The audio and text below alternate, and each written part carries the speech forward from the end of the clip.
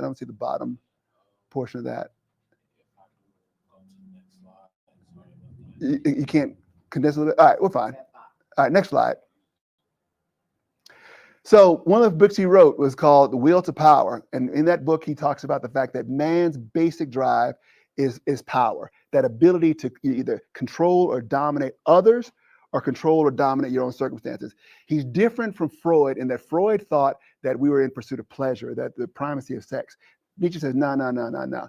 You know, power is much more fundamental, much more basic. Because if you've got power, you get all the sex you want. You know, if you really got the power chief. So he's the one that kind of points that out.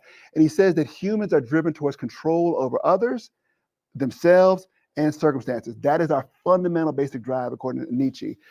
In that, like I said before, he rejected God, and he believed Darwinism vanquished God. In his next book called The Antichrist, in this book, what he's saying is this, that the idea that Christ is for love should be vanquished. He had no use for it whatsoever. He said power is antithetical to love. And he basically said, if Christ is for love, I'm for power. He carved out a space that was absolutely opposite, you know, to the Christian idea that Jesus was invoking by saying that love has primacy. He said, no, power has primacy. Next slide, please. And in his other book called The Genealogy of Morals, what he said there was a trick played on mankind as far as Nietzsche was concerned. And that trick went along these lines. The people who did not have power, Jews and Christians, what they did to gain power was to throw out this sleight of hand move saying, extolling humility, extolling kindness, and venerating, you know, gentleness and meekness.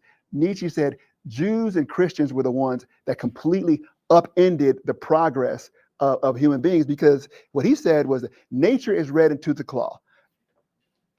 Mankind only flourishes and grows through warfare, conflict, domination, and the like.